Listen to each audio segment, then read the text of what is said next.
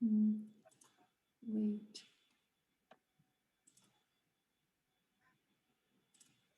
Just a second. let me find the material. Oops. Ah,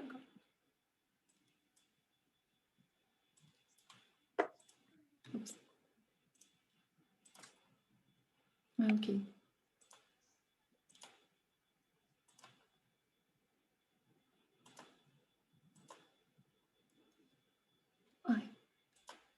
Nice. You made a whole presentation. Fantastic. With animations. Great. I was trying to first to do something like pop-up grid shell. Yeah. This grid shell I did for fiberglasses, and I am trying to compare. I would like to compare the both of results. Yeah. But I am starting with Caramba right now. And this is some drawings. And here I try to put the diagonals. Yeah. And like a GIF. It's fun. And here I was trying to use the singularities. But it's more for like to be beautiful than to be structures. Yeah. Nice. Yeah. So in principle, that becomes possible. In principle, those types of structures become possible. Yeah. How great you're running with it. That's good. That's good. And that's, yeah, I see we're doing 3-point singularities. Here, a hexagon in the middle and 3 triangles on top. I know this is the grid shell, but I try to put the joints like here in the beginning, and then I don't see your mouse, or I don't know what you. Oh no, I'm sorry. I think. Oh, I think you're probably sharing. We're seeing the presenter view screen. We're probably seeing the other screen of what you're looking at. Yes, I think I need to show the grasshopper. I need to. Okay. Okay, yeah, we didn't see that. Yes. Yeah, I was trying to do like the grid here, and then at the joints here and in the floor. Yeah. Like this. Yeah. It's very small. Yeah.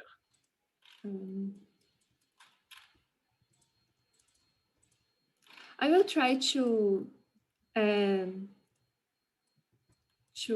analyze this in Caramba during the class, and if I can I ask for a quick question? What's the what's the plugin that's making your lines flicker like that? Because that's quite interesting. It's Hologram. Oh, it's part of Hologram. Which I don't know why. Since I installed Hologram here, my my grasshopper started to do okay. This. Yeah, we're working with the Hologram guys for some other work. I can double check, but it's actually quite handy to visualize where something is happening. So it's actually interesting. That's why I was asking. Okay, yeah, keep going.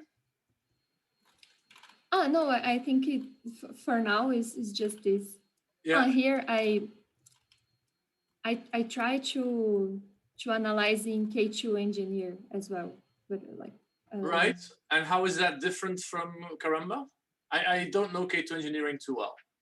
So I don't know Caramba, so I will compare. I would like to compare the results. But how is the setup different or similar to Caramba? Like, is it a similar idea with hinges and the connections, or? I don't know like to use this well. I am just playing. Yeah. But I know that it works with a kangaroo. Yeah. And I think it's similar, but I couldn't find the joints. And then the biggest difference potentially, I don't know, in terms of loads, can you have the initial strain in there? Is there a part where you calculate the curvature and you apply initial strain?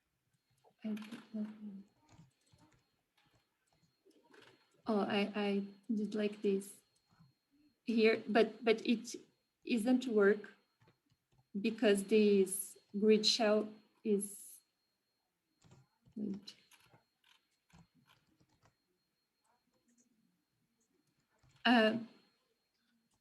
It's not like I don't have the intersect between both of directions because I couldn't find the joints.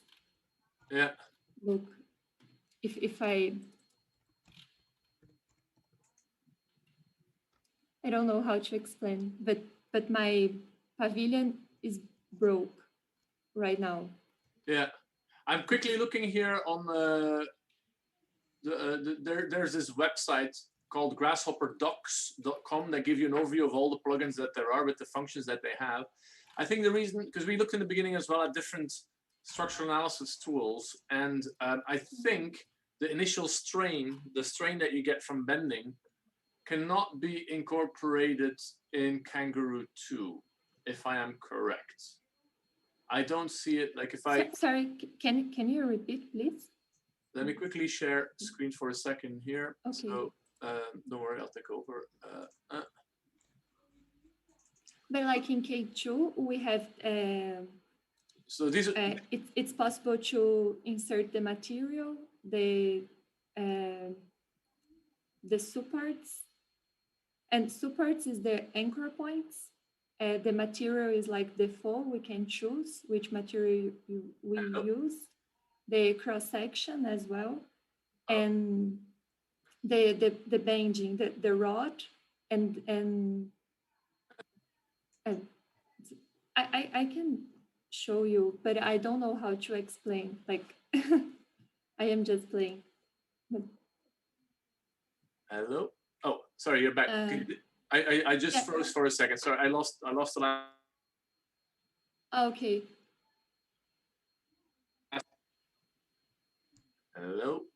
Hello. Hello. Hello, can you hear? Hello. Oh, sorry. Oh, okay. Am I back? Okay, sorry, I lost, yes. the last 30 seconds. I don't know what just happened. So hold on. Let me quickly go back here. I'll share for a second. These are what I get from what I know. These are the forces, the loads that you can bring into Kangaroo 2. And it doesn't look like the bending, the initial strain that you get from bending is part of it, which means that the structural calculations might work, but they will not incorporate the bending radius of the materials themselves, if I'm correct. If that's the case, then it will give you a much more optimistic result than you would have if you incorporate the bending as well. Am I correct, or? I don't know to answer these. Okay, I'm only saying because it's indeed good for gravity, good for self weight, mesh loads, whether that's wind or here wind loads, but the actual bending force, that the initial strain that you get. No, but look, no, wait. As a goal, the bending force is possible, yes. But it does the rod, yes, is this one rod? Yeah, it does show a bending. Okay. Then I use this one, and then we can see the bending visualization. Okay, hold on. Maybe you share your screen again, because that would be very interesting, actually. Oh, can I just? I will put the file to run, and then I share. Yeah. It's okay. Okay. Does it take long? Just a second.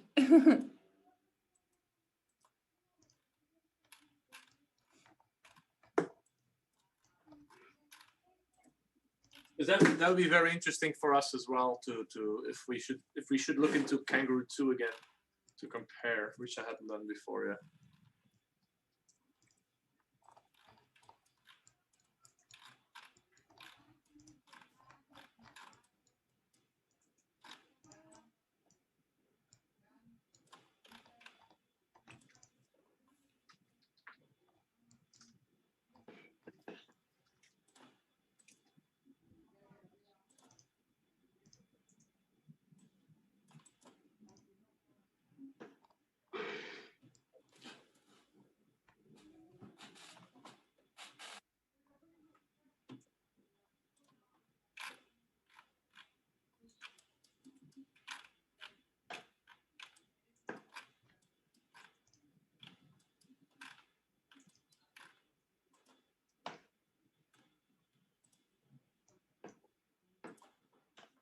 Does anybody else want to share maybe in the meantime, or how long do you think you need, Camilla?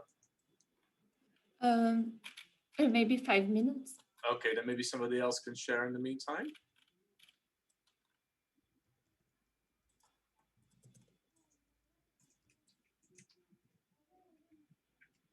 Anybody else have something to share? Nitik, you want to go ahead? Yep, I'll go. Yeah.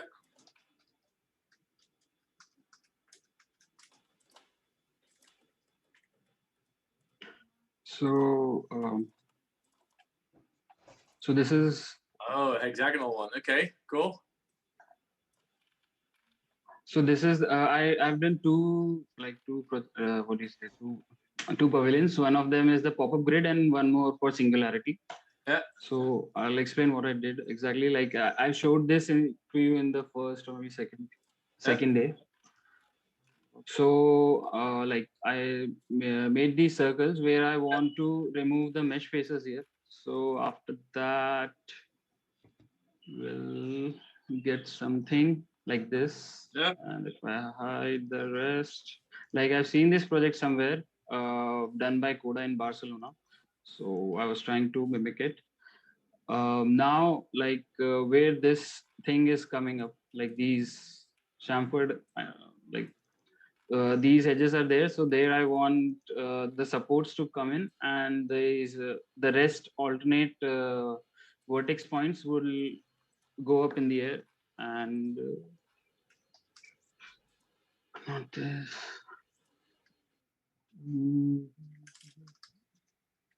So these are like the anchor points.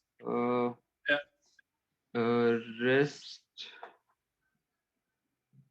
So finally, I'll do this one. So after like applying all the forces, it would go like this. How come it becomes star shaped? Like are you not taking all the intersection points into consideration? Because how can we suddenly get to hexagons? Can I maybe I can take remote control for a second? Yeah, sure. Let me see. Does it work? Remote control doesn't always work. Let me see. Okay, yeah, it works. I want to have a look at your intersections in the beginning that you're starting from. Because I don't think you're working with intersections, are you? I don't know what to say. Like it's just that I'm a very basic user of. Yeah, no, that's fine. I think my fear is that in the beginning it's more of a grasshopper. Like the weaving pattern is like which I took. My guess is that there is a error in the amount of intersections that you're working with. Hold on. Let me switch this off for a second. Preview off. And now let me have a look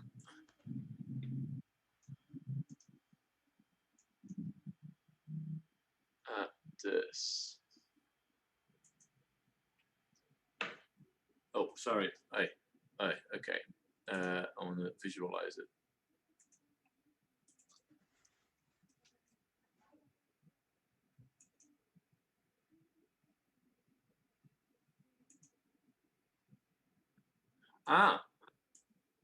Okay, so you're strategically starting from a hexagonal pattern. Okay, now I'm following. Yep. Okay. Yeah. So like it doesn't comply with what the earlier scripts you have shared for the pop-up grid, like how your data is structured for every member if you want to fabricate it. So that way it is not that structured, but like I wanted to have some weaving pattern, and then maybe I thought I can take it to Karamba. Let me explain why yours is working and why it's not working. It's so these are all triangulated. So in principle they should all lock each other into place, right? But why? So hold on. Is it running now? No, it is paused. I'm trying to toggle it on.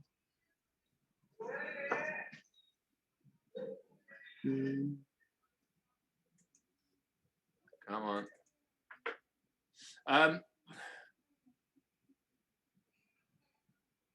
Yeah, well, maybe I don't seem to be able to switch it on. All your, if your, let me annotate instead.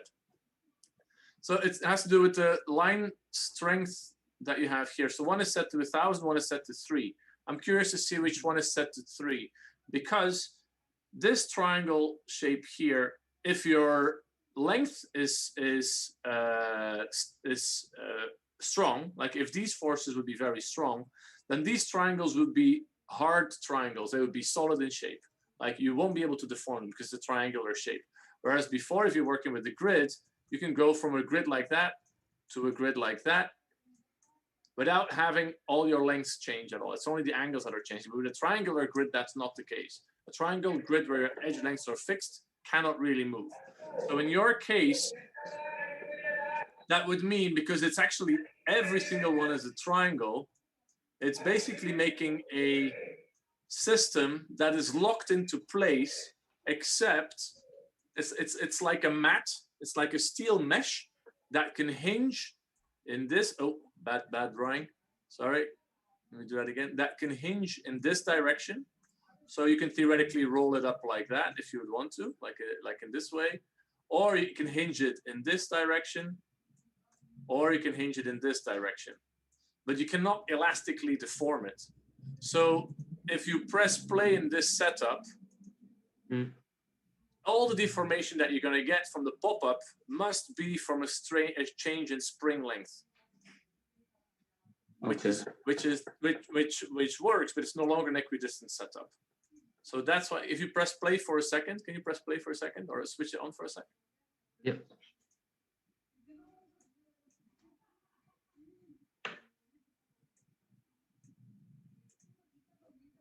I don't know why it's so slow.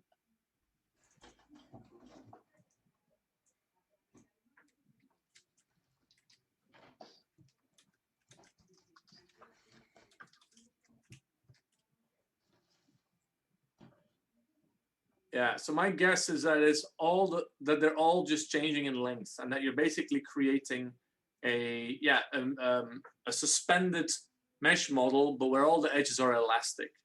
If you would now go into your strength settings, so go a bit further to the left on your screen here, and change the slider that is on 3 to 1,000, for example, then I don't think this is going to work anymore. It's going to fall flat on the ground.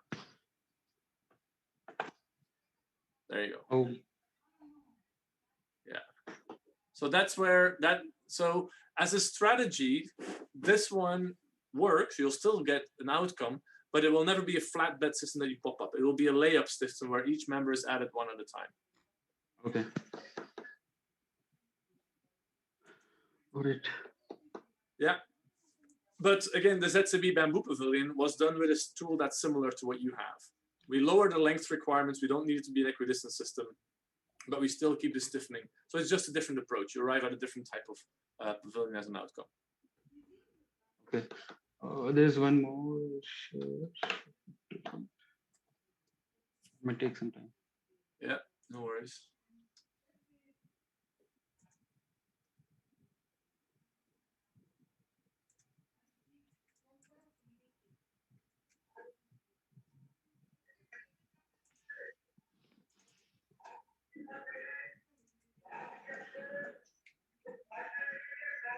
So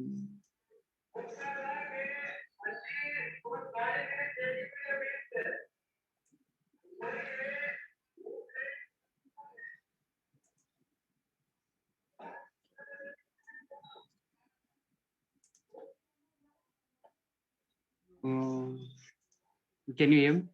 Yeah. Yeah. Yeah. So this is what I made for a column. Then what we usually do in Rhino as cage edit. Yeah. So something like with pufferfish I did here, made a script. Yeah. So finally, then after that, I assigned it to the layers like top ABC. Yeah. Then I loaded the script which you shared. Yeah. Wait, I load it.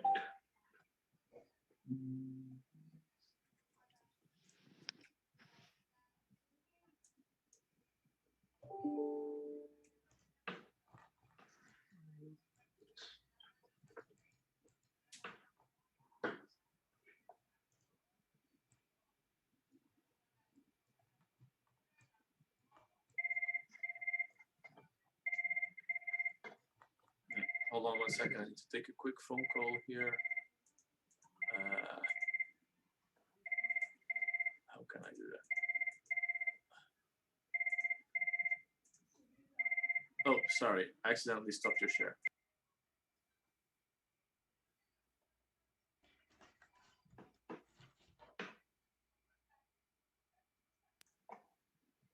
Sorry, yeah, go ahead.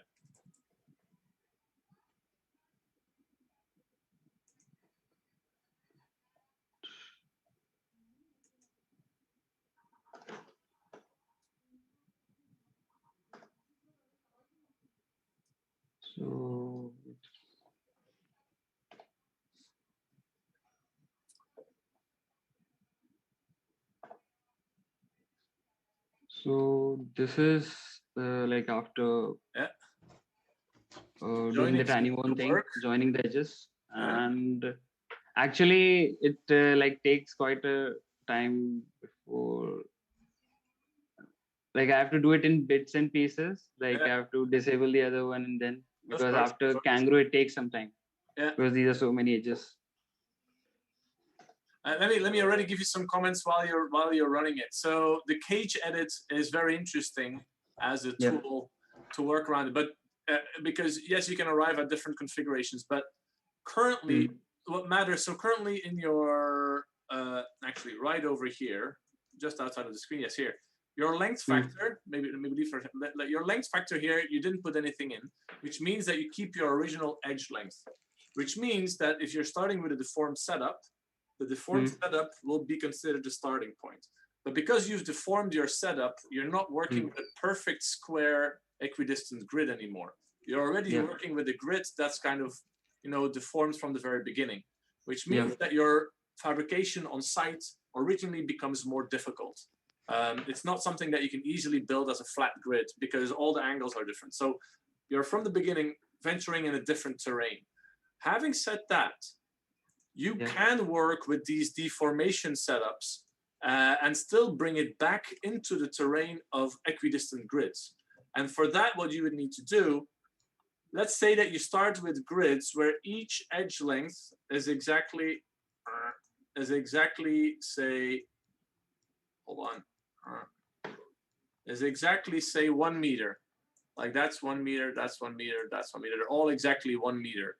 And then you distort that grid into, say, something like this.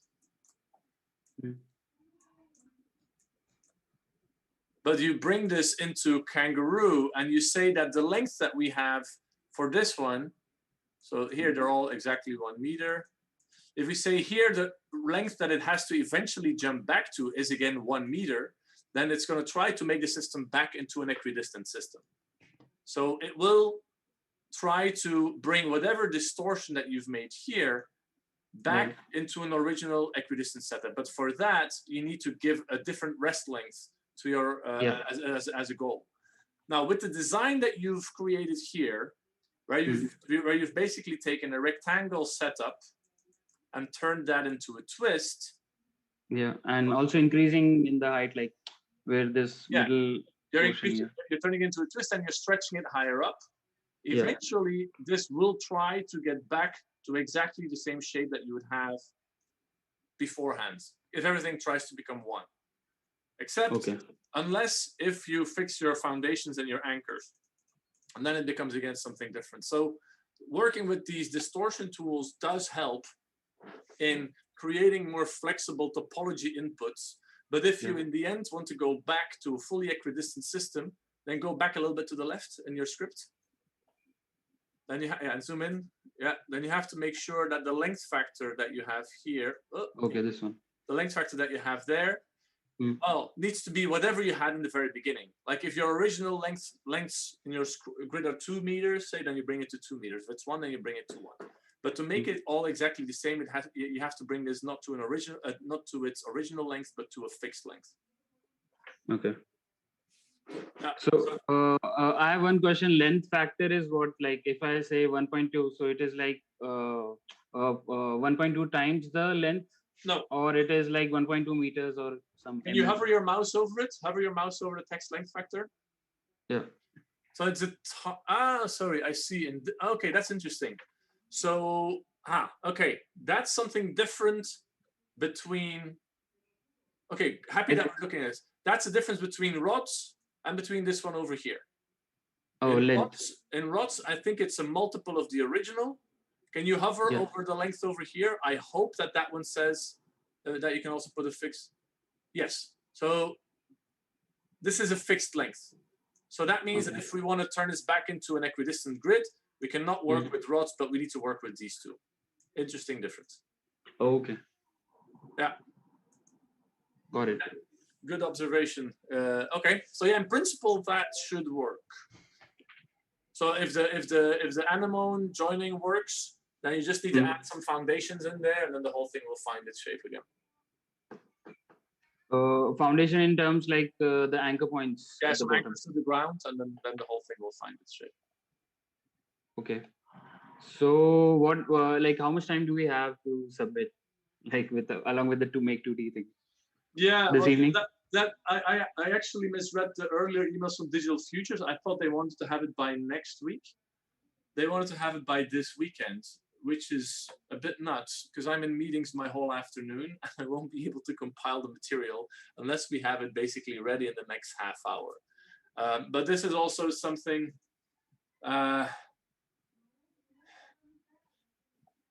Yeah. We're definitely not going to be able to make a video. I mean, there's something that came in so last minute. I didn't know that was actually a requirement from the beginning. So I'm kind of keen to maybe just not submit anything. Because this was meant to, from the very beginning, to be more tutorial-based workshop rather than a design and build-based workshop. So if you're all okay with it, I'm a little bit more keen to kind of drop it and not make the final output. Oh, sorry, hold on. I do see an issue with your joining. Apparently here on the base, all your joints are wrong. So you have to have a look there. That's supposed to stay in a corner and not as a continuous member there. So something is wrong in the joining there. So you may have to have a look there, what's happening. Okay. Could be in the scripts.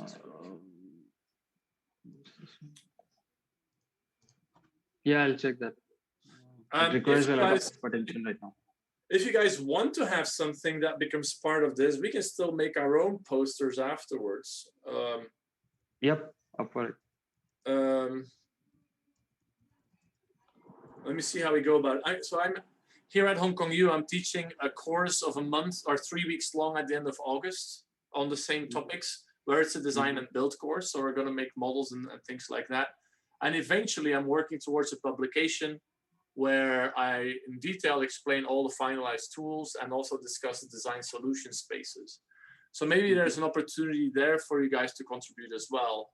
If you have some good sketches and you want to get those into the final publication, but it's still like a year away from now before we'll actually get there. But any design ideas are always welcome to be brought in. I just think that for the Digital Futures exhibition, it's not going to be possible to get that ready. Okay, yeah. Let me think about it. Well, what makes most sense? But let's definitely continue to be in touch after this workshop because I'm keen to set up collaborations and stuff like that. Okay, Naitik. Okay. I'll stop the share. Yeah. Okay. I just saw that Enrique also sent a file to share. Let me just open it up. I have it open here. Let me share a screen. I haven't looked at it yet, so I just opened it up. So let me see what we have here. That looks like it is working. Hold on. Let me quickly change my screen settings a little bit to get a better, faster view. Wireframe. So he started off with the topology which, similar to yours, was distorted. and then creating digrids like that.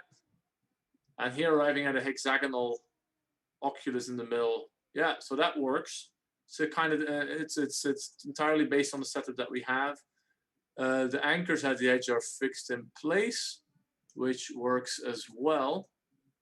Let me have a quick look, because there's one thing that I saw that's quite interesting that's coming from this one. Preview off. What you see is that even with the equidistancy seems to have been sacrificed quite a bit. You see this member here is so much longer than the ones on the right there. So let me quickly have a look there. That's anemone. So anemone seems to be working fine here. Let me have a look there. Let me switch this off for a second and have a look here at what we're getting coming out of here. That's the mesh edges that we have. And these are the interpolation curves that we're getting out of that. Okay. With a slightly higher subdivision, let me bring this down to 2 so I can calculate it a bit faster. Okay, that's bouncy. That's fine. Okay, so I think here in the settings, to make this workable as an equidistant thing, it's exactly the same thing that we just discussed, actually. In, something is going very slow here. Hold on, let me lock it. So this is not an equidistant thing because the length factor of the rods is a multiple of its, that's the edge, sorry, that's the edge. Here, that's the mesh. Yeah, here we're working with rods.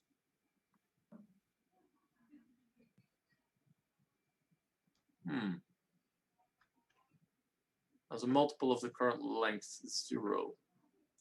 What happens if we bring that one out? I mean, what I was just saying, to make it into an equidistant system again, we need to use the other component, which allows you to put in a hard length there. So the kangaroo, this one here, will allow us to put in actual length. And that's something that we're going to have to work with, because on the left here, if I look at my original setup, we're actually starting off, let me hide this, put in top view. We're actually starting off with a non-equidistant setup from the very beginning. So if this is something that we want to fix, say, then we just need to change the length factors here in the rods, and then we're going to get somewhere. But other than that, the design that we just saw here, Enrique, is one that in principle should be able to be built. Hide the preview. With the layup method again. So that should start to become possible. I mean, these edges that you see here, these free hanging points, those will always become weaknesses. So you could add edge beams around that to counter for that. So it's a little bit delicate what you're doing there. But yeah, something with 2 of these hexagons on top of it that can work really well. So yeah, those are my comments, Enrique. What do you think? I know he cannot talk. Anyway, yeah, that's what I would say to that. Thumbs up. Okay, anybody else wants to share something? I can share.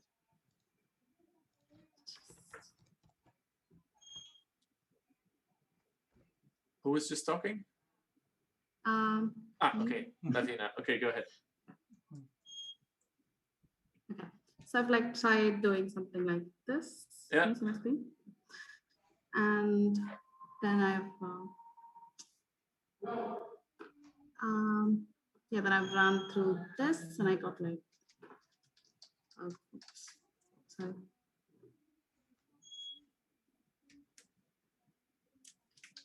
I think I enabled it, so it's going to run for a bit.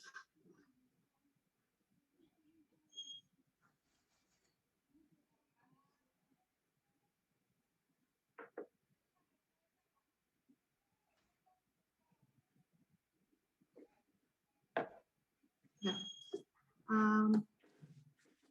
So after the animal, it's like this. Yeah, and then I've just added one more goal just to, because when I just run it without the the anchor, like these points move to that side. It's like Yeah. kind of like a slanting form. So Yeah. I've just put like anchors on these edges. So this is like the result I get. Nice. Yeah, so that kind of works.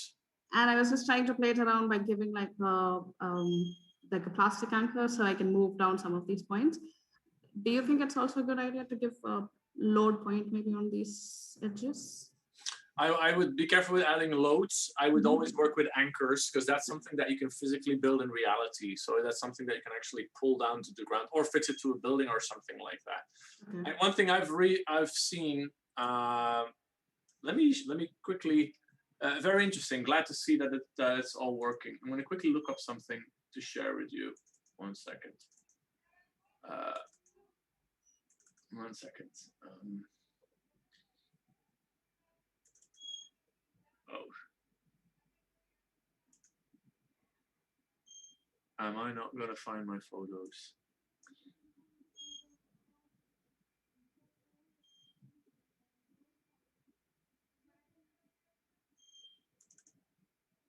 Hold on. Give me a second. Yeah.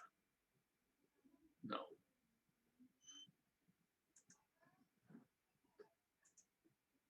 Oh shoot! It's going to be on my photo stream. 1 second.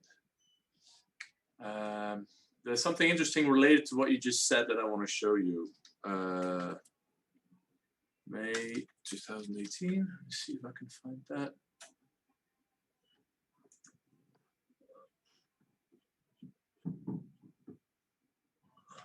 I don't want to bore you with all my baby photos per se.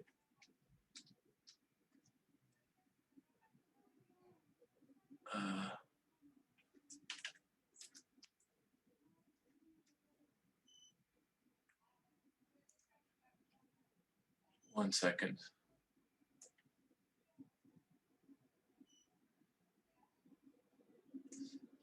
What I'm trying to show you is the impact of the tension cables that you can potentially add in there. Okay, here we go. Okay. Yeah. Okay. So this is totally not filtered or sorted. So let's see where I end up. So I made this installation for my PhD final from these aluminum poles that I mentioned for the art piece that we did in Shenzhen. And so here we have a base that's been CNC milled with anchors where all these points are fixed. And then there's this strap in the middle that basically holds everything together. And this is something that can be calculated with Kangaroo as well, as if you would put a metal wire around it. But what's interesting is, so here you see the pentagon singularity on top and on the side. But what gets really interesting is if you play around with that strap. Like in this case, the strap is the strongest element in providing resistance to the shear forces, right? The aluminum is stronger, but there's no hinge strength anywhere. So the strap is kind of a locking mechanism. But the fun thing is if we start to move that strap down with exactly the same design, you can actually make these very nice narrow funnel columns. Or you can bring it down all the way to a point even, and then you get a very different shape. So what you're seeing here is the system finding its own equilibrium balance. And that's what you get if you look at it from the top. So it's quite elegant as a form-finding tool, basically. So these are, and that's my son at the time, who was still tiny. Let me go back. So what's interesting about this is what we've discovered with the bamboo column that we made with augmented reality that I mentioned. There, by adding a strap around it and tightening it or loosening it, we're basically controlling the diameter of the column, but we're also controlling the height of the whole thing, because if you tighten things up, the column stretches itself out vertically as well. So you end up with a very, very volatile system that you can really control using these straps. Now, that's something on a building scale that you don't want to have. This system doesn't have any diagonals in it at all, right? So typically your diagonals would lock the system entirely in place. But it's an interesting calibration tool that theoretically one could have on site. But you are really concentrating a lot of load forces just on these nodes. Like if you would do this with thin bamboo sticks, you probably risk breaking every single bamboo stick that's just happening around the strap that you have. But again, it's interesting to see because based on what you were just sharing, yeah, you can play with the design of your diagonals as well. The system will find its own balance depending on what you put at the base as well. Like if your foundation circle is made bigger or smaller, it will affect everything as you go. So there again, you have an opportunity for variation and for design and optimization potentially as well. On another exercise, we were working with an evolutionary solver that would identify which circle diameter at the base would result in the lowest amount of tension in all of my bamboo cones. So that's where evolutionary solvers can start to come in to further optimize these structures. But yeah, that's similar to Friotto with his soap bubbles, playing around with moving some of the rings up and down and moving some of the points left and right. This is doing that in real life on a membrane structure, which is actually quite floppy like a soap bubble, and you can actually add tension wires through it. So it's quite fun. This looks really interesting. Yeah. I also had like a file on K2 if you were interested. Yes. I'm a bit rusty on the file, so I don't know if I could explain it well. Oh, give me 1 second.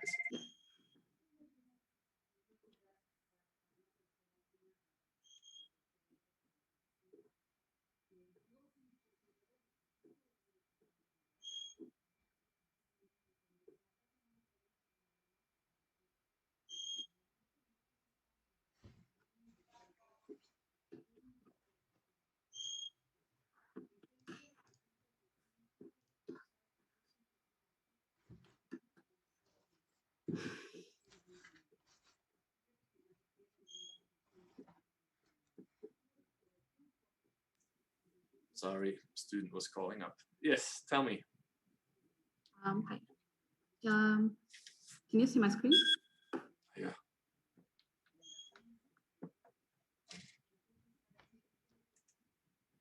Hold on 1 second, another phone call. Oh, okay, good.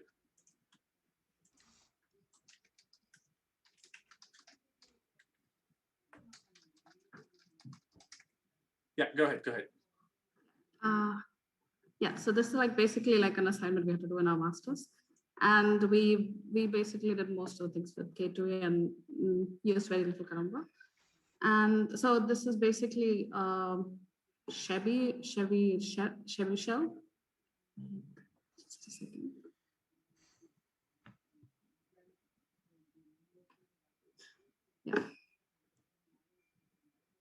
Yeah, so we've taken like a shell like that and we've trimmed it and we've done the analysis for that the same. Yeah. And basically what I understand is in Karamba, it's a bit more straightforward, like most of the nodes, but in K2 you have to like construct all of them separately. Yeah. Like in Grasshopper, you have to like assign all the materials and then you have to calculate. It's a bit more, I think it's a bit more computational than Karamba. It seems a bit more straightforward when it comes to the loads and the supports. And yeah, but here you have to like basically construct in Grasshopper. So that's one of the major disadvantages I would see. But also here, there's an option for like adding cables if you require for your racing. Interesting. Yeah, so mostly for our bigger grid shells that we've been using K2E, and for like a reciprocal system, we basically used Karamba to analyze the structures. And so do you know that in Kangaroo you can put the bending force on it or not? In Kangaroo too? What we discussed earlier? I'm actually not sure about that. Yeah, okay. But the fact that they have a cable component is quite interesting. Can you quickly show me the cable components for a second? So that's a standard K2 component, right? Yeah. Hold on. Grasshopper docs. Let me quickly see. Cable. Ah, yeah, I see. So the pre-tension option. That's interesting. That's interesting. Let me have a quick look online. Karamba. Karamba 3D cable.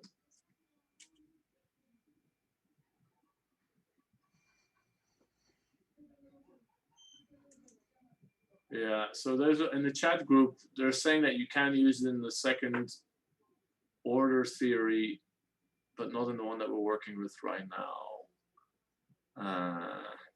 Yeah, so in second order theory in Karamba, you can work with cables as well, but not in the current setup that we've been working with here. Yeah. Okay. Cool. So what's the outcome from this calculation? Can you quickly go to the right and show me the results that you get? So you can analyze the axial visualization. Okay.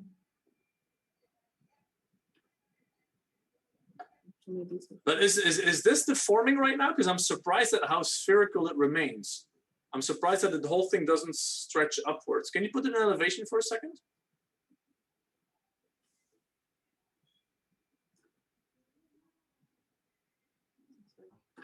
Like your sphere remains remarkably spherical to me, which would be a surprise if all of these members try to straighten themselves out without diagonals in it. So yeah, I mean, I'm giving an option for diagonal like later. I don't think. No, but without the diagonals, without the diagonals, I would guess that the whole structure, if all the members try to straighten themselves out, that the whole structure would at least move a little bit somewhere. But maybe I'm wrong. I mean, these things have their own lives, so. Cool. So, what are your conclusions from this? I mean, I haven't really compared. I mean, I haven't done this with Karamba till now. I mean, you're the first one who actually showed me that, so I still don't really know how to compare both of them. Yeah. Okay, well, it's interesting. I'm gonna have a look into Kangaroo 2 as well then to see where we can maybe do some more comparative work there as well with my team here. We'll have a look there. Excellent. Thank you, Navina. Thank you. Anybody else have something to show? I have a question for Navina. May I just ask that? Yeah. Sure. Could you just show us where is that component, the cable component in Kangaroo 2? Like, can you locate it on your screen? You'll have to install Kangaroo 2 engineering. Kangaroo 2 engineering. K2 engineering is a separate plugin that Daniel Piker has developed with his team. Okay. Got it. Thank you. Yeah. May I didn't know until now. Say that again? I didn't know K2 engineering until now. Like today I'll also go and check. Okay, anybody else wants to share something? Yeah, may I share what I explored? Yeah, definitely. Yeah.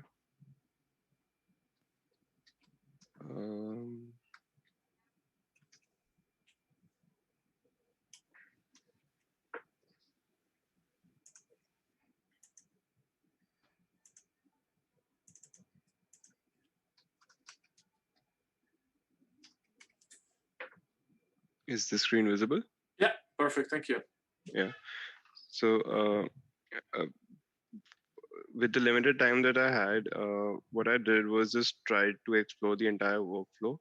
Yeah. Firstly, trying to understand all the files that you had given us. And the first one I explored was the Singularity one.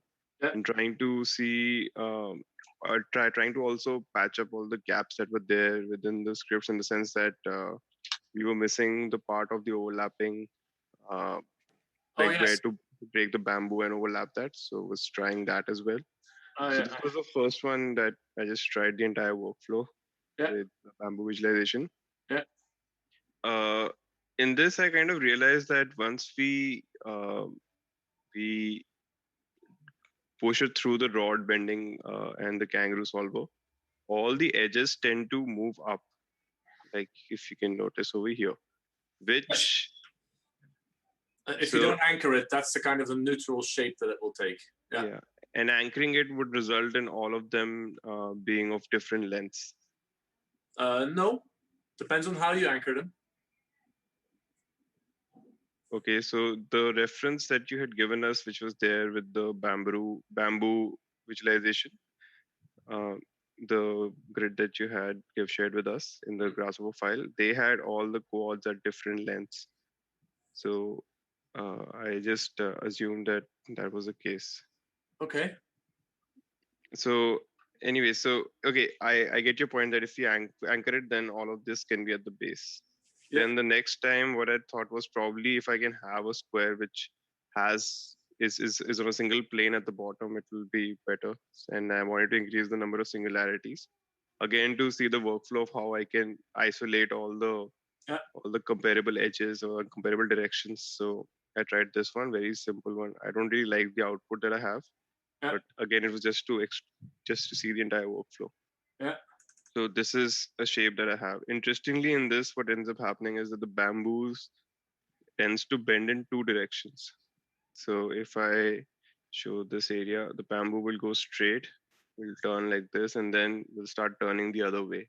Yeah. Now, I'm not sure whether this is something that bamboo can do easily or it's a challenge for it, but just wanted to know whether this is possible to bend a single line, although that single line will be broken over here and then over here and then over here.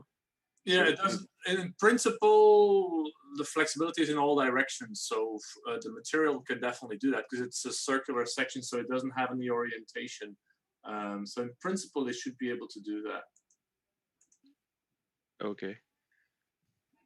Then so these were the two that were looking at the singularities. Then I wanted to try the pop-up structure that you had just showed us on day 1 and 2. Yeah.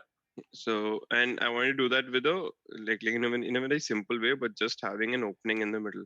Yeah. To see what happens, and then just took a simple square grid and just punched a hole through it. And what I've done is I haven't put a ring beam at the bottom, but I have kind of used these primary arches. So primary like this one, and these to create kind of an edge to this opening that you get. Yeah. So my thought process was probably these can be thicker in diameter, yeah, so that it can give more stability, and then rest of them can be thinner. And that's how we can get that. So the other three I was able to explore in this time. We'll explore more later on. Yeah. Thank you. Cool. Let me. Can I ask one question? Yeah, like where the Oculus is, like is these kind of structure like possible? Because I don't think it can stand. So let me just quickly sketch on it.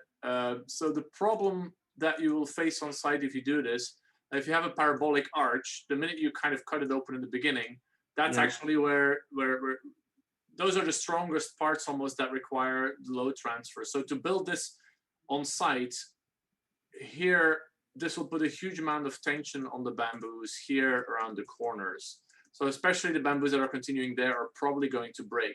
So to resolve that, what you can do is make a circle on top as kind of a load distributing element. But it's like, you know, in a Roman arch, you have like the keystone on top that puts everything together. You're basically removing the keystone from your parabolic arch setup. So the load conditions are going to go up dramatically in this setup.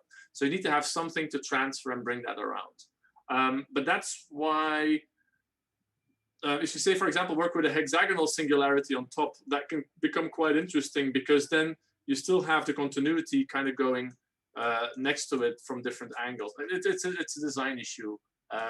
So yeah, the short answer is any type of perforations in the continuity will dramatically increase the load concentrations in the members that you have around the points. So bringing in a steel ring or something to compensate for that will counterbalance that.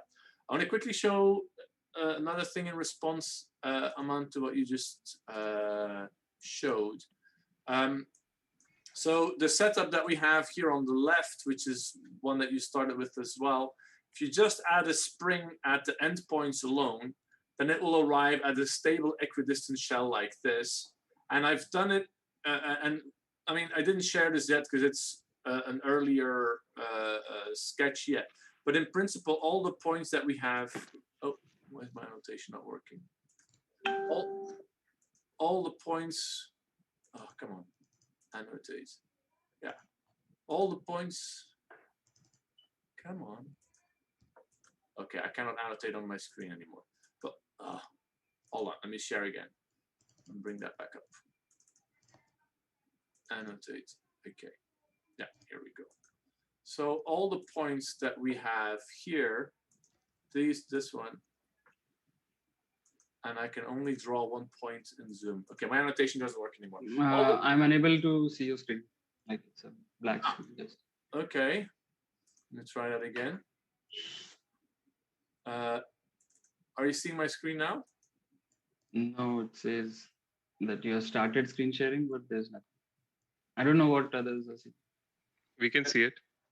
Okay, then it's mine. Okay. It's something is at mine. Now let me stop my video and it will come a little bit fast. Are you seeing my screen, Aman? Yeah. Okay, let me see if I can annotate on this now. Okay, is this my PDF viewer that's clashing with the annotation? So I'll annotate inside a PDF then. Edit PDF. Where can I draw? Oh, come on.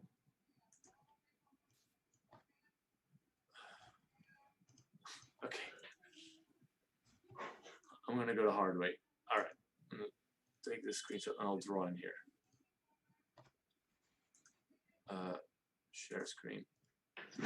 Okay, so now I should be able to draw all the points that I have here at the bottom.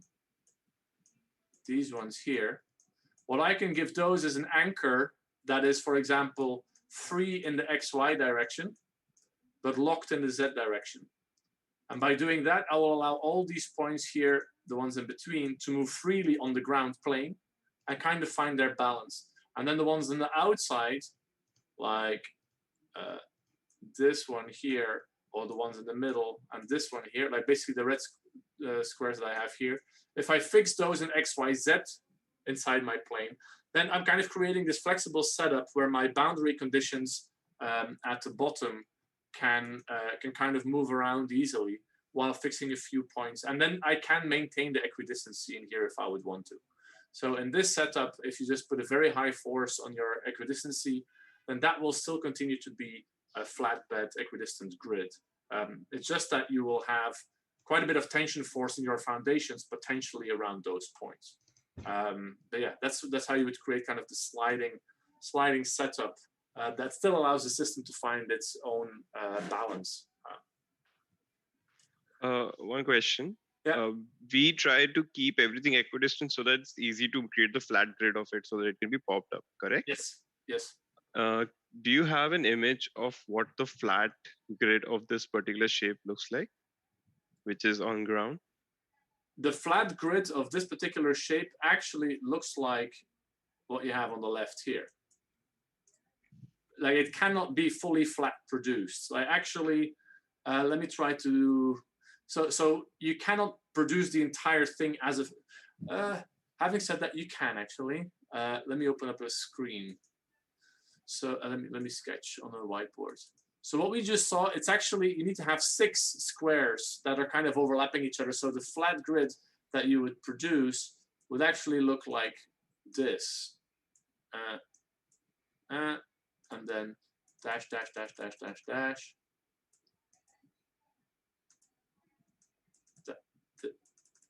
It will look like this. And then you would open that up. So this corner would be pulled that direction, this corner would be pulled that direction. And that would then basically fold up to make your overall setup. But the difficulty is that you need to connect this edge in full continuity with this edge over here. That's not easy. So that requires some scaffolding work on site to kind of make things bend. So you'd probably, in this case, split up your grid into 2 parts. One that looks like this, another one that looks like that. And then you try to stitch those together. So yeah, this edge goes together, and then this edge would go together. So that's why you would break it up into parts. In the design that you had, you would start by making the singularity separately, probably. So you make a separate 6-angled star-shaped kind of thing. I don't know exactly what it would look like, but you would isolate that from it. So the shapes that you would make would actually have this hole cut out of them.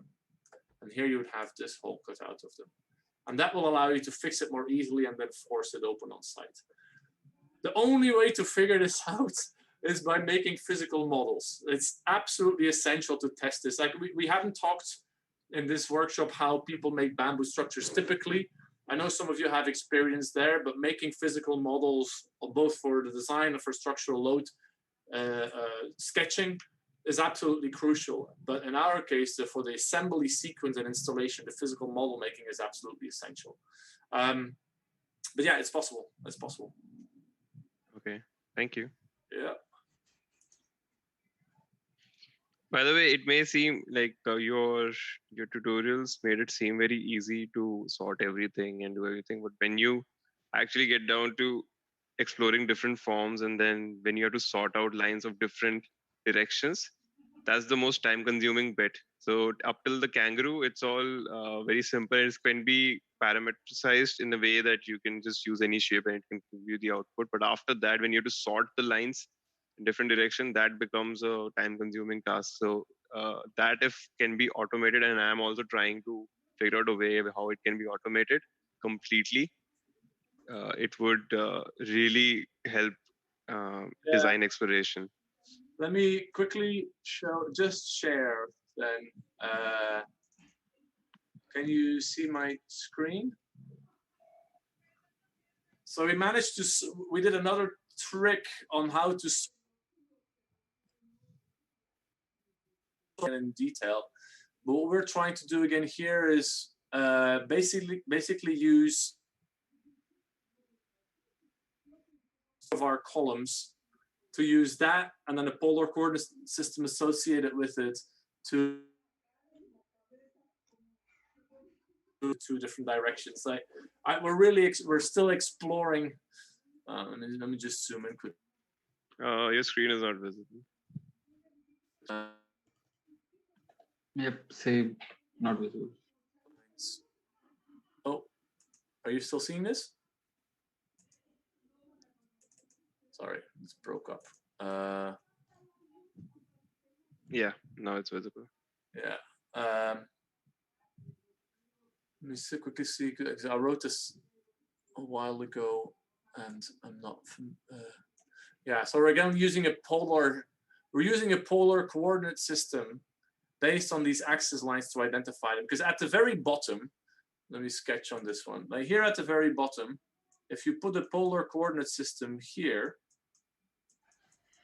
then it's not that difficult to identify the lines that go up, right? You can sort them based on their alpha. So if I look at my column in top view, say this is my origin, this is my axis system, and this is where my leg goes. And you see, I always have two curves coming out of one point. It's not difficult to use this alpha angle to first sort all my lines that end there one by one. And then I just need to identify which one is going further away and which one is going back. So from each leg, it is straightforward to find out which direction is going one and which one is going the other direction. The tricky part is the minute you go across a singularity, and see, I actually see there's a mistake here in the script. That's why I didn't share it yet here as well. The joining doesn't seem to be correct because I have two lines that are bouncing off like that rather than crossing. And that's when it starts to get hairy. And then also one line that's on top here then becomes below and then goes back on top the minute you have odd numbered singularities. So that's where it gets iffy. My guess is, well, in terms of efficiency of the research moving forward, maybe there's an answer, maybe there's a script for it. Up until now, it was faster for us to just quickly do it a few steps manually there and keep going. And I know it's a time-consuming part, but then I always think about Friotto's team back in the day who were making these models by hand. And then I feel like, okay, maybe we should just do this by hand and be satisfied with where we are. But that's kind of the direction where I was heading with this. By drawing these central axis lines through it so that you have a starting point and an orientation. And with that starting point and the orientation, within one column, you can definitely identify which one needs to be on top and which one needs to be at the bottom. But then how this perpetuates itself through your bigger structure as a whole, that again doesn't work. So somewhere we would need to have a looping system again, where you go through column one first, and sort them. And then you go into column 2 and you see how much change, and then you go into column 3. But then, yeah, what happens if you have triangular 3-pointed singularities, 4-pointed, 5-pointed, 6-pointed, 7-pointed? Yeah, maybe we'll find something at some point. If I do, I'll send you an email. It's an interesting challenge. It's just intriguing to find a solution for this, because that will just make, because yes, with the line work, you do get the intent across about the form, but Yeah. seeing the entire structure in its full form with bamboo and everything is just another thing. And for that, you just need to just solve that one bit in middle, which Yeah. would be nice. But yeah. It's very important because it has a huge impact in the on-site implementation. Like if your grids are just wrongly built and you need to flip them upside down, like it's something that you have to have figured out. Yeah. It's something that you can figure out in a model making ahead of time as well. So even for, if you have a physical model on site of the build structure, of the prefabricated flat structures, like the sketch that I just made, then those become very handy construction documents to communicate on site what needs to be done. Otherwise, if you don't figure it out, then it doesn't work. Oh, one more question I have on your script was to offset the curves. If you have two U and V direction curves, and if you want to offset it, you use face normals rather than vertex normals. Yeah. Why is that? Why did you use face normals? Because all the lines are actually going through vertex. So wouldn't it be nice to use vertex normals? Yes. I don't remember why I picked it. We definitely considered both. And I don't remember now what the reason was to go for face normals. Let me think. Because you actually don't even need the mesh. You can just find all the line weights, all the line segments that enter inside your vertex, find the average vector from those, and then you'll have your normal. I mean, when you deconstruct a mesh, yeah, it gives you all the vertex normals. So we can just find out what vertexes the polyline goes through. Yeah, I know. There definitely was a reason for it. And I'm trying to remember what it was. And I don't remember. Yeah. All the roads lead to Rome. So maybe both options work. I don't know. We did that at first, and then we shifted to the other one. And maybe I need to rerun a few tests to see if it works. If it works, then that's fine. Yeah. Okay. That's it. Thank you. Yeah. Cool. Thanks, Aman. Great critical questions about all the steps of the script. Good.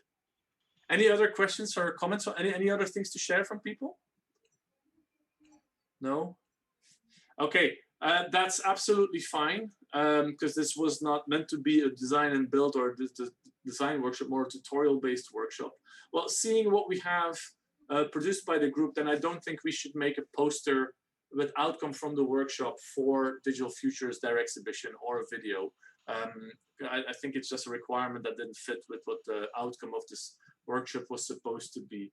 I'll get in touch with organizers and see what they want. I don't want to reuse one of the old images that I have per se either, because that's kind of cheating as well. Or I could, well, yeah. Let me see. It's still a bit early days for me, actually. You guys are the first group of people that I'm actually teaching these tools to. So I don't want to broadcast the outcome too widely yet. Maybe a year from now we'll have everything, or sooner we'll have everything fully in shape, and then it can become a proper publication as an outcome. Okay, then yeah, that's pretty much it. Can we maybe have a quick general discussion with everybody? Like, how did you feel about the tools and techniques? What was easy? What was difficult? What was clear? What was not? Like, how can, if I teach this workshop again, how can I make it more effective? And do you have any ideas now that you've gone through it about where things might go? Like, a quick critical reflection on the whole setup, also about the practical implementation on site. Like, how far do you think we are from, you guys may be able to take this on board and do something with it, or what do you think is still missing? I am aware of where this sits in terms of the design process, from sketching out something and actually getting something built from it. And yes, there's an engineering component there that needs to be brought in. There's a bigger team that needs to come in. But the aim of these tools are to become tools that designing architects can use to engage with the bamboo construction in a different way? Like, I'm curious to just get a bit of feedback from you guys about where you think everything stands right now. Anybody have any ideas? Yes, I think the workflow is great. It needs to be supported with a lot of physical modeling as well, like you mentioned. Uh, if I was intimated in the beginning that probably have a bunch of plastic rods with me to immediately whatever I'm doing, I can just cut it up, measure it up, and do it. I would have definitely done that. Mm. With and then have some zip ties with me to do that. And so one thing that would be nice is looking at the format that you're aiming for in terms of workshop, whether it's a physical one-to-one workshop or a online one. If you can expand it or extend it in a way where you can give them time to A, do design exploration, and B, also try it out with these, will actually help inform, because whatever you're teaching is very practical, fabrication based. It's very different from a lot of workshops that happen, which is just computer generated forms which have no meanings. Yeah. So they need to get into the act of actually building it physically. And these are things which are easily accessible to anyone, just having some plastic rods and zip ties with them to do just the basic stuff. I'm assuming that's a good start, at least if you're sitting at home to do it. Correct? Yeah. So that would really help. So an intimation beforehand would help. And a bit more about the structural analysis, but probably you covered that today. I couldn't join in earlier.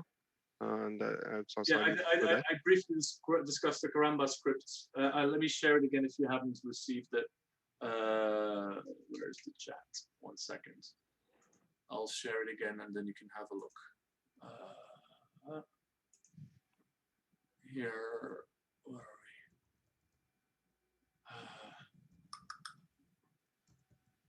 Here we go. Oh, yeah, sent successfully. Okay, thank you. I'll have a look at this one. Yeah.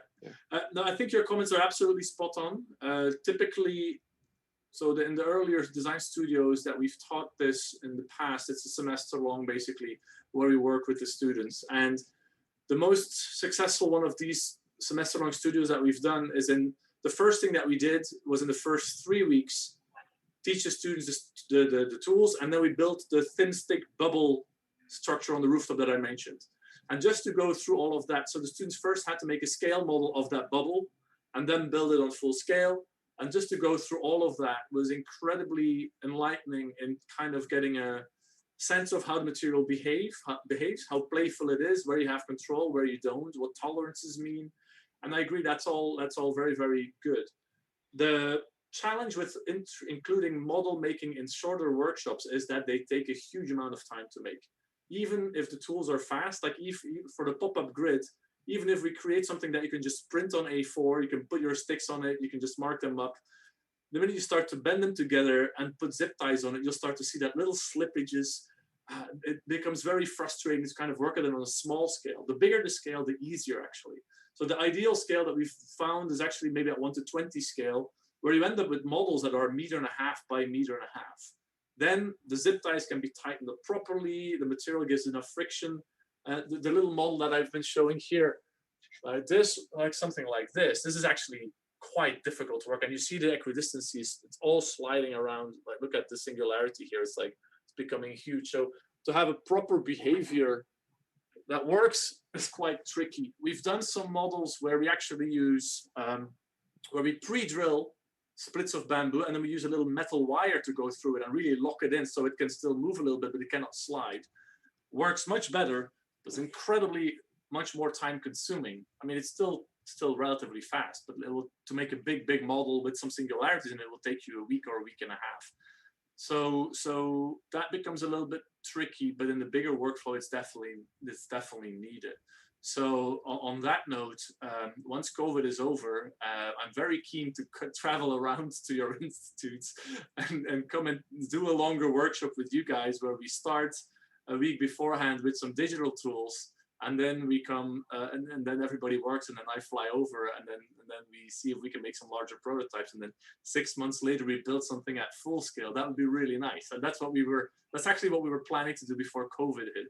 Because yes, I totally agree. The physical part of it is incredibly enlightening because you were saying the digital forms that are meaningless, that are typically coming out of these workshops.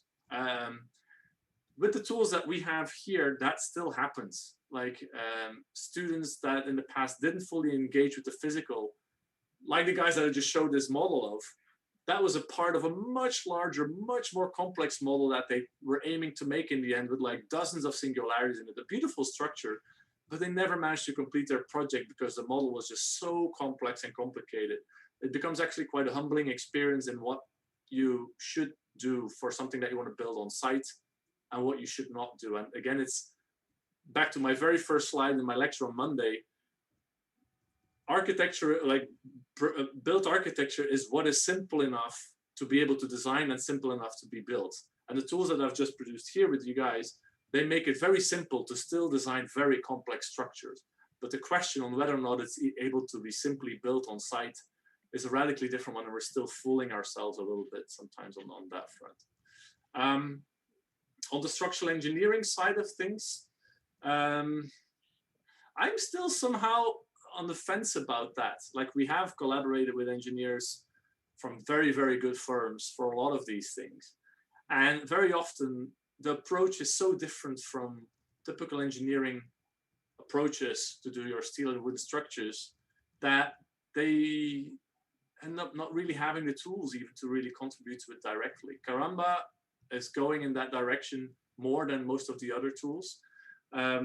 So, you know, in Bali, I was talking to Ibuku once. They're the people that made the green schools.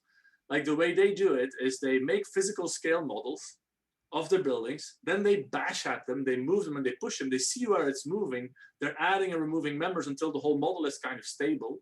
Once they have that, then they in AutoCAD kind of 3D, they kind of redraw the axis lines and they give it to a structural engineer to do a basic analysis of it with none of the bending in, just a basic structural analysis. But typically that's just a tick box for building permits or something like that. It's the physical model and how that moves and pushes around, where they do the actual design decision. It doesn't have anything of the tools in it. So it requires a very different, you know, first principle engineering approach, kind of an embodied knowledge approach that you only get from working with bamboo for years or decades, that most people don't have, that definitely our digital generation typically don't have. Like, most of our architecture students that graduate here, they've never touched concrete. They don't know what plaster smells like. They don't know how stiff a rebar is. And if you as an engineer don't have that feedback, then it becomes quite difficult. So yeah, it's still unclear to me what the best way would be to move forward. But having a clean structural analysis, and that's where the Karamba tool comes in for us. Just a tool that shows how important the impact of bending is in relation to the overall wind load. That alone is already incredibly valuable. Or just a tool that allows you to assess or reassess the singularities and decide how much thinner you make, or how much shear force you need to remove there. That is a very important tool already, just from an architectural design perspective. It's not giving you the structural solution as a whole. So that's kind of the approach that we're trying to go at with our tools. How much do you need to be able to get an answer before you go ahead? Hold on 1 second, get a phone call again here.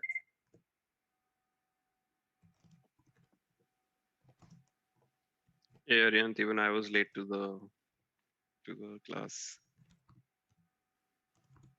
Okay. I should have texted on your behalf.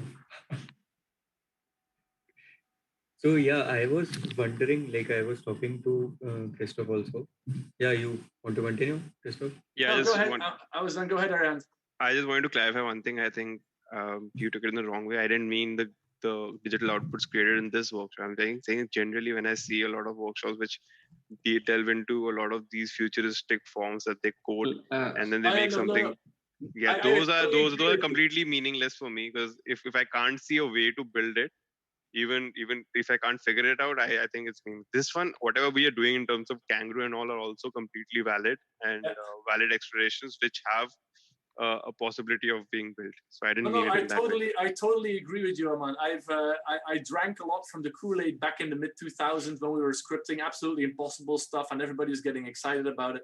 And then you come into the real world and you try to set up your own office, and then you realize that there's absolutely nothing that you can do with it because you don't know how to build it. So yeah, all my research is based on exactly that criticism. I fully agree with it.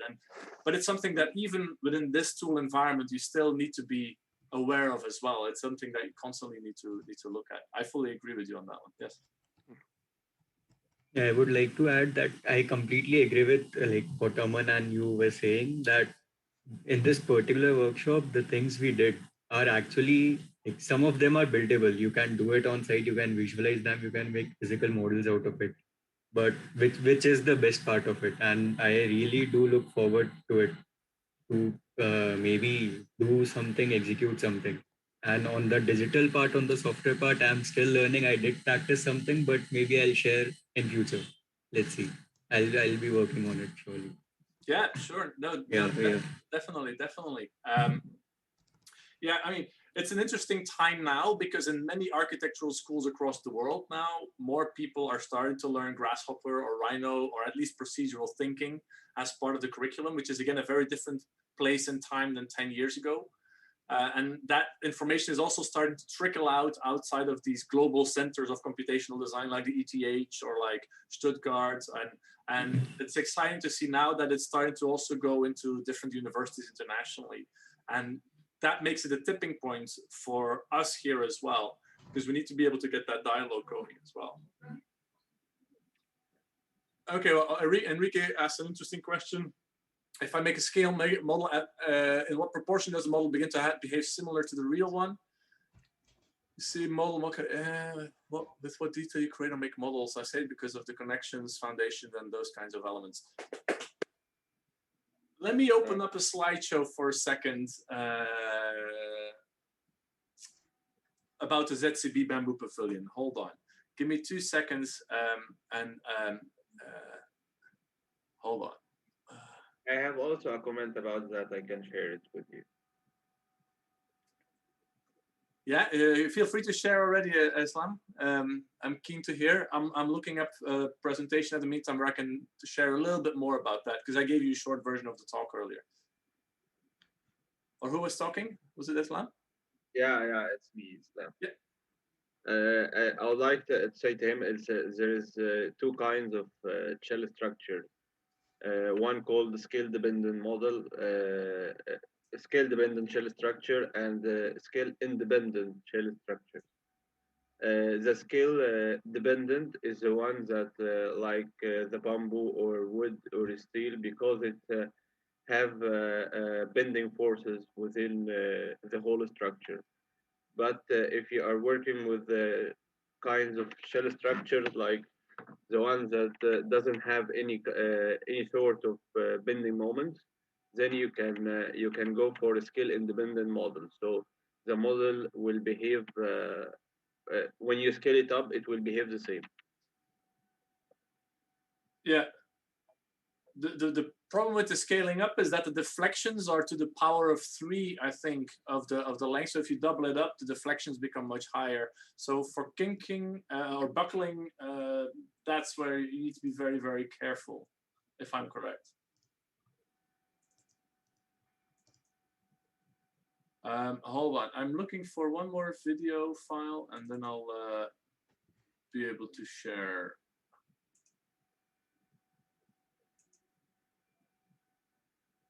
One second.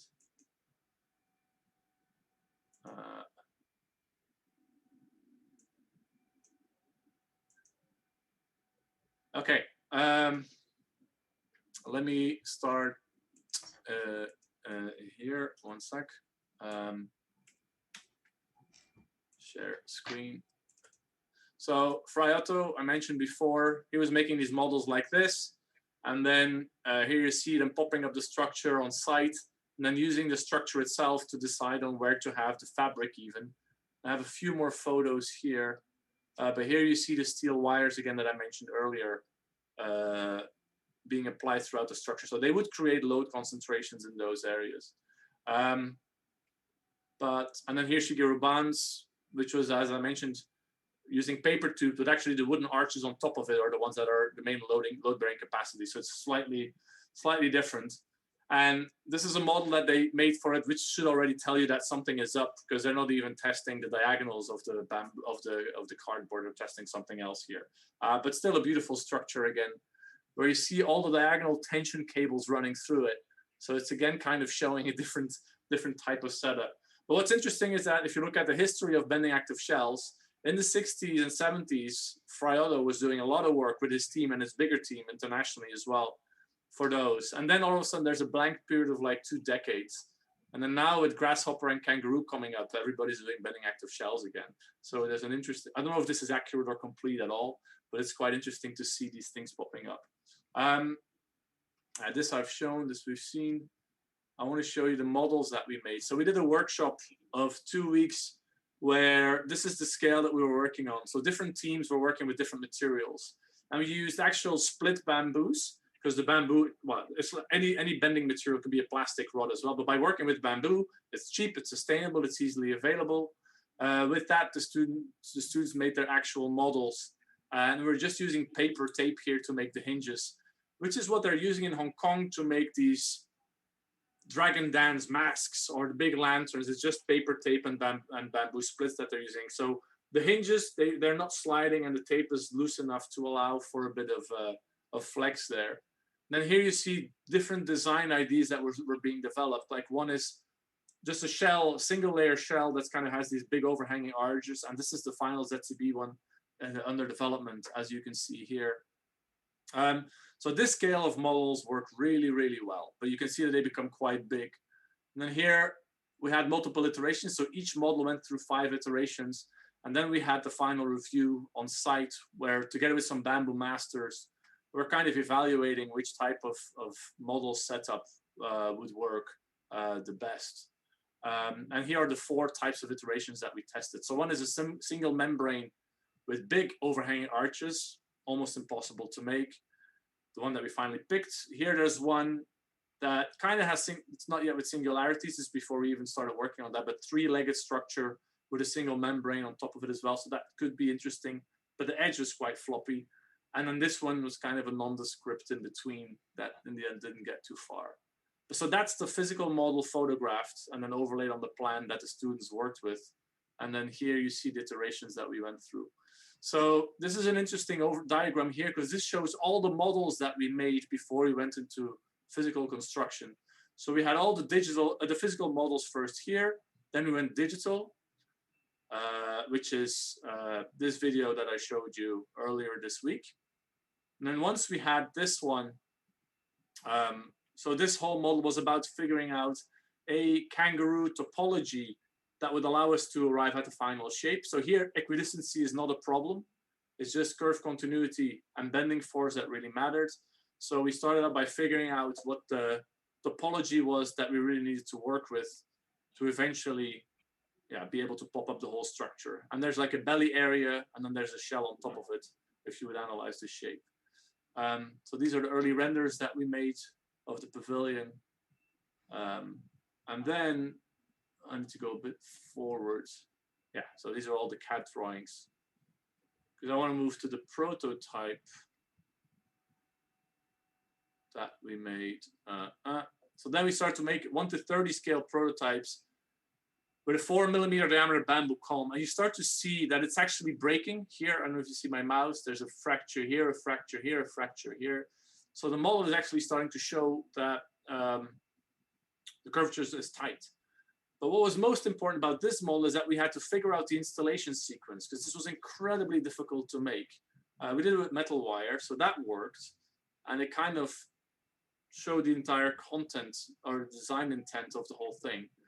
But our next digital simulation was all about figuring out the installation sequence, because what we figured out is that you cannot weave your bamboo in between. You can also not apply it from underneath. You can only work by laying it up from the top, one by one. So we had to figure out an installation sequence that uses a scaffolding, how to work that first direction, then the second direction, to get enough markings on site available to actually create this drawing on-site three-dimensional drawing that we could use to put these other members on top. So here, the whole installation sequence was something that we also, again, simulated digitally.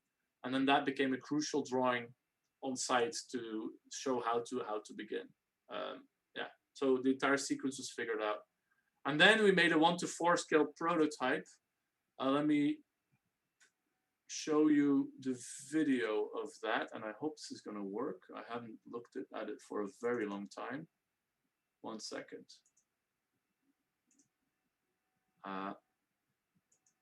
One second. Let me share that with video settings. So here we went to 1:4 scale. Screen 1.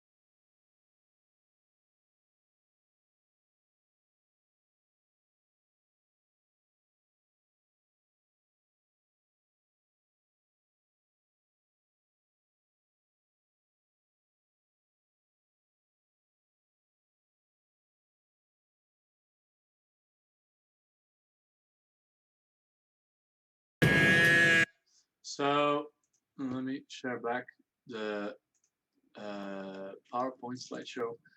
So the challenge that we found with the physical mold at 1:4 scale, so this was done with rattan, which is more flexible than bamboo, because we wanted to see how it would behave over time. And so we're testing the installation sequence, everything goes fine. All the connections, everything works fine. It was strong enough, so that was very good to hear. But if you look at this one here, oh, hold on, let me share with a different setting so you can still see me, so I can make gestures. So what you see here is that the belly area is entirely starting to slump. And that's something that we didn't anticipate ahead of time. So you see the top arch is quite strong, but the bottom parts are actually quite weak. So then from this, we decided to add this tension system, well, in a physical prototype, again, 1:20 scale, where, so yeah, our digital model included everything like the individual pole lengths. I'm on this little script that you're trying to write as well, where all the poles are exactly specified in the perpendicular direction to the normal. And then we made this physical model where every stick is to scale exactly as the length of what we would have on site. And we just paper taped them all together to make a continuous member, and then use metal wire to make the connections in between. So this is as close as we could get to the physical model, and it worked out, which was great to see. But what you start to see here from the bottom, it's not that visible, but we basically add, there's a metal wire running here, and then here, and then here, and like it's going over here, and over here, and over here. And we're basically suspending these points from, it's hard to see. Here, there's one. Yeah, we're basically suspending the belly points from the higher up areas. Yeah, you can see a little bit more here. And then at that point in time, we went into construction. And that's only once we had made that model that we decided to go forward. And then we did some testing with the actual bowls to see how much they would bend, if that would work. We tested all the different metal wires to see how we could build it easily. You know, stupid things like bamboo failure like that. Figuring out the rolling. Yeah, and then working with the bamboo masters to see which metal wires would not cut their hands, would actually allow them to make the knots effectively. Needed to be stainless steel. We've tested out our concrete anchors, all of these things, the fabric. And then we went into construction to go ahead with the whole thing. Yeah, let me see if there's anything. Yeah, it's a longer version. I've told most of the details of this. There's one other model that we made. which is the one that I showed you, which is the paper model to test the skin. It's a very nice little grasshopper model that we again laser cut the paper and then assembled it. So that allowed us to go ahead with the final thing. So yeah, models do matter a lot. At what scale do they work well? At the scale that you're able to scale everything. Like you need to have, I mean, the material behaves the same. It's just stronger, it's just stiffer or weaker depending on what material you use and what diameter you use. But you need to make sure that the joint connections that you can make, that they're also working on the scale that you're working at. If you go too small and you use zip ties, then they tend to slide too much. So yeah, 1 to 20 scale with 3 millimeters bamboo work quite well. You can do it with 1 millimeter bamboo, and then you won't be able to test when it would break. If you do it 4 millimeter bamboo, then it will, yeah, then it might break faster than it would on site. So it's a little bit of a hit and miss there. There's no fixed rule of thumb for it. Yeah. I guess after some point, you just need to go for it. Trust your gut. Actually, there's one thing that I don't know if I have the images here now.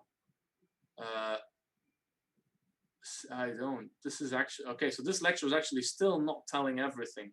One of the funny things was, let me just sketch it out. The rattan prototype that I just showed you the video of that was built, after a while that started to deform, where normally it's supposed to have a geometry like that, right? But it started to deform like this, which got us super worried, because that means that as it deforms, it becomes weaker and weaker as we keep on going. So the legs actually started to buckle. And the one thing that we did on site then was, when we had the whole pavilion with standing on scaffolding underneath it, what we did is when we removed the scaffolding, we first put a steel scaffolding here and a steel scaffolding here, and then we removed the middle part to make sure that it would actually buckle or deform like this rather than like this. But then nothing happened on site. Everything stayed totally solid. So that's one thing that the 1:4 model also showed us, that the deformation of the pavilion on site is absolutely crucial. So yeah, fun stuff. Yeah, you just need to go for it. You need to have you need to have a client and a building code and a constructional engineer and a bamboo master and a contractor who's all willing to go for it. And that's the hardest part. It's still unimaginable that we actually were able to pull that off in Hong Kong. Like we're still joking about it. So, because the funny thing is, so the client, which is the Construction Industry Council, they're in charge of anything construction related, and they were tasked with innovation as well. So they arrived at us, and we proposed this super innovative system to go ahead, and they just didn't give us permission, no permission, no permission, no permission. And then at one point, after we had our final model made, all of a sudden we got permission to go ahead, and I was like, yes, we finally convinced them. Now we can go ahead. But that was not true at all. The only reason why we were given green light is because it was the last meeting that board of directors was going to have, and then a new board of directors would be elected to take on the project. So in the last meeting, they gave the green light, tossed up the hot potato, everybody ran away. The new guys came in, and then they're like, oh shit, what are we gonna do with this hot potato? So the minute we started constructing, the client actually started to push us to get rid of it as soon as possible. They also had made some procedural mistakes that would have got some of the higher up officials into very difficult territory if the public would have known about it. It's a much longer story. I'm not going to tell you on recording here. But building in an environment where, like Vo Trong Yai is working in Vietnam, where he's the client, he's the architect, he's the contractor, or like John Hardy is doing in Indonesia, where he's again the client and he's setting up the factories. That's where you need to go, and that's where the opportunities lie as well. If you want to build this in the typical construction system, it's very difficult. But that's why innovation needs to come from different parts. So yeah. Arihant, if you have any clients in place, or if you have a workshop or a place where we can test stuff out, because that's what Fryodo did as well. I mean, it's hard to believe that he was able to build like the Montreal Pavilion for Germany from tension structures that nobody had ever seen before. Like, it's incredibly brave for them to go in that direction. Yeah, it's really amazing to see the culture that people had back then. And there's also a reason why why he's such an Einzelganger. He's one of the few people that has built anything like that. That's why engineers like Felix Candela or Eladio Dieste or Luigi Nervi that have an opportunity to test out things at large scale, those are the ones that are really innovating. And nowadays, no matter how experimental Cecil Balmond wants to be, or Werner Sobeck, who's following up in the footsteps of Friotto, their biggest challenge is the construction industry, actually, how you can still, how to find space to operate in. So that's where academia comes in as a good in-between play. Yes. Okay, well, I think we're drawing to a close here. I think what I just want to say, maybe back again, from the tutorials themselves, I know that a lot of you had some Grasshopper experiences. Are there parts that I need to spend more time on? Or if I'm going to teach this again, where do I need to focus more time and energy in terms of explanation? Like what was clear, what was difficult to grasp? Like any feedback on the teaching of it? Because I do want to get some pointers on how to do this again better in the future. For me, first 2 days were like very easygoing. After that, when we switched to Karamba, like since I don't know, like I don't have any experience with Karamba, so I didn't understand much. Yeah. So that is something new territory for me. I'll have to explore and then come back again. So yeah. That is one thing. And otherwise, like it was more like informative about like I received a lot of information on Bamboo and understood it, how joinery works, which like I don't know if I didn't have come here, I don't know if I could know better. Yeah. That is one thing. Yeah, if you know procedural design, if you know Grasshopper, there's nothing that difficult in anything that we're doing. It's just finding the outcome that is as simple as it is. That it's quite a long road before you get there. But yeah, I don't think there's any rocket science embedded in those parts, which is good because that means that it's going to be easier to disseminate the tools and see them implemented. And so it's actually a good comment that if it wasn't difficult in the beginning, that's good news actually.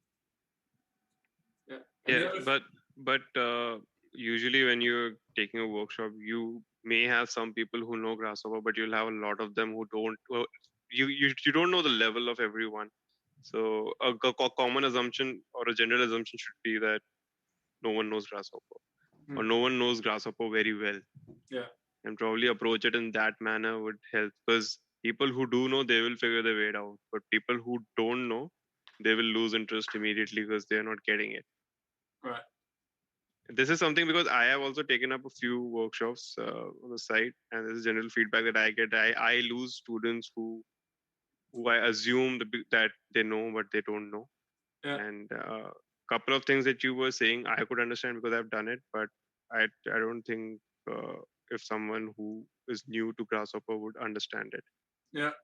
Yeah, fair point. Yeah, that's why I think I did the selection really keeping in mind, looking at your portfolios. I think everybody had a decent understanding of Grasshopper, and I'm sure some people slipped through cracks. If that's the case, then or if you're in that case, hopefully the files that I shared, you'll be able to pick them up later. I mean, normally for a workshop like this, I would have like my full PDF document fully in place, all the tutorial videos separately in place as well, and that will make it easier as well. As you saw this week, there's so many glitches still here and there, or opportunities for improvement, that it was too early for me to do that. That's why I was actually hesitant to teach the workshop in the beginning for Digital Futures this year.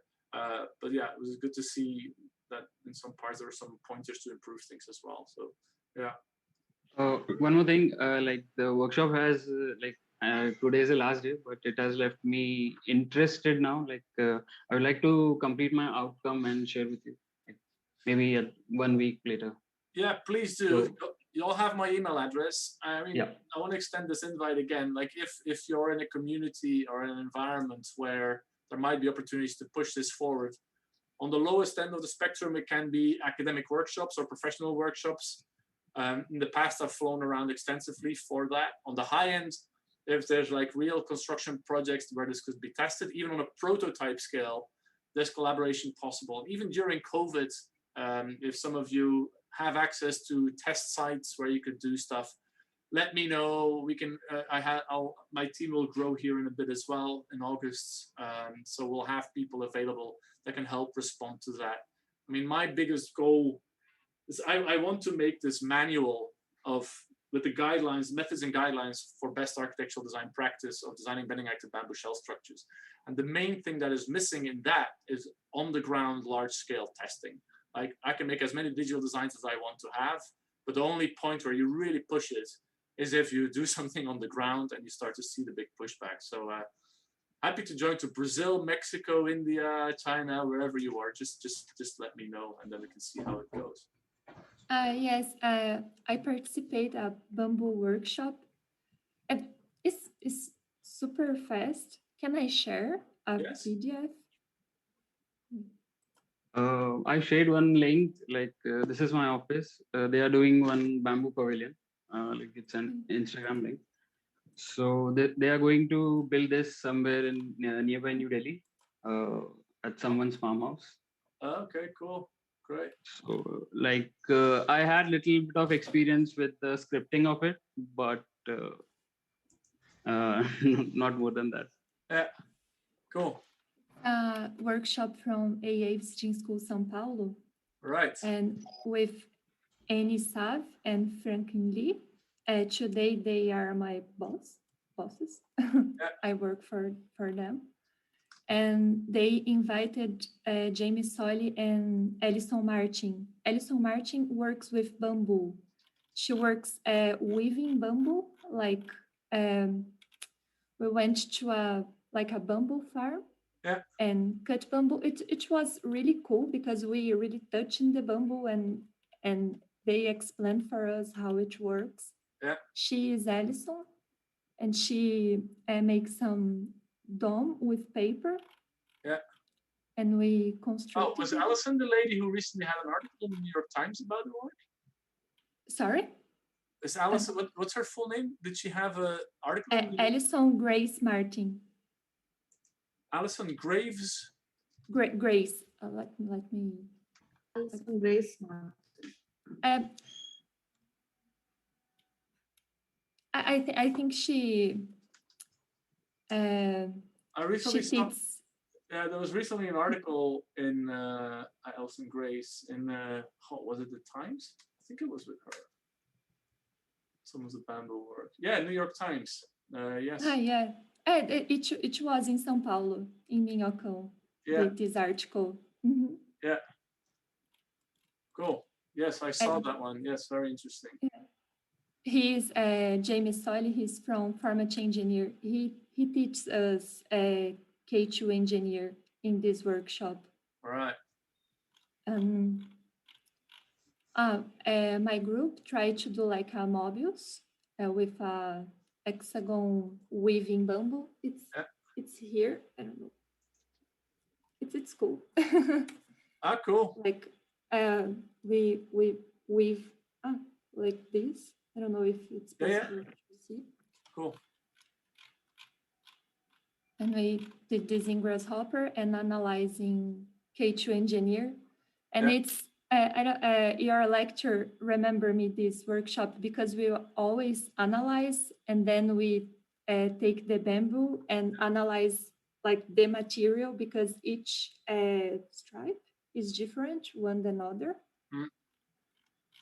And we try like a bigger one and it works quite well here. Yeah. And then we construct. Yeah. And in Minhocão. Minhocão is a high line here in São Paulo. Oh. It's really intense workshop. Really cool. How long was it? 1 week? 1 week or? 10 days. 10 days. Okay. And actually, we are looking for teachers to give here in Brazil. I will talk with my bosses and I send you an email. Yes, definitely. Because we would like to do something with bamboo and hologram, like.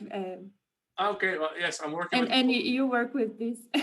Yeah, I work with the people. I mean, the Hologram guys are friends of mine. So yes, and I've taught many AA workshops. I'm a graduate from the AA as well, so I know quite a few of the people there. But I haven't been involved in the bamboo ones because there's one in Bali as well with Bamboo University, and I'm working with them now as well. But in South America, I haven't been yet. So I haven't been to Brazil yet. So yeah, let me know. I'm keen to Yes. travel as soon as we all can again, because this is the type of stuff that would be fun to do in person. I have also something interesting to share. Yeah, go ahead. Yeah, but it's not about bamboo. It's about shell structure, wooden shell structure. Okay, I just put Many